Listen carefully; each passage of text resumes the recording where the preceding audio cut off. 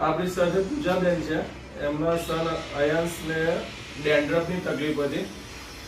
આયાંશ નો video બતાવી દીધો. એને શું તકલીફ હતી બેન? એને ડેન્ડ્રફ બહુ જ હતો. થોડા નજીક આવો. સ્કિન ઉપર આટલી બધી લેયર ઝાંખ થઈ ગઈ હતી. એટલો બધો ડેન્ડ્રફ હતો. અને એના લીધે એને છે ને સહેજ બી અહીંયા ટચ કરીએ ને તો બી એને દુખતું હતું.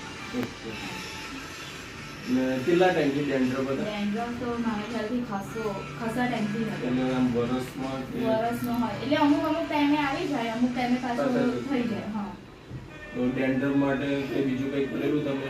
કઈ નહીં, આ ઘરગથ્થું કરતા હોય એ કરતા હતા. નેચરલ દહીં છે ને એવું, પણ કઈ એવો ફરક ના લાગે. હોમિયોપેથિક દવા કેટલો ટાઈમની કઈ રીતે મંથમાં જ રિઝલ્ટ આવ્યો. એક જ વાર લઈ ગઈ છું. એક જ વખત લઈ ગયા. તમને શું રિઝલ્ટ જોવા મળ્યું? એની સ્કિન જે લેયર હતું ને સ્કિન વાઇઝ થઈ ગયું. જે ઉપર જે કોપડા બાજતા હતા ને એ નથી હોતા. એની જાતે જ એની જાતે હા, એટલે એની જાતે જ ધોવાથી જ બતાવે. દવા ઘડીએ ને હેર વોશ કરીએ ને એમાં જ બતાવે. ને એમના ફેમિલી હિસ્ટ્રીમાં ફાધરને બી ફાધરને બી છે. ડેન્ડ્રફ છે. તો આ રીતે ડેન્ડ્રફમાં પણ હોમિયોપેથિકનું સરસ રિઝલ્ટ મળે છે.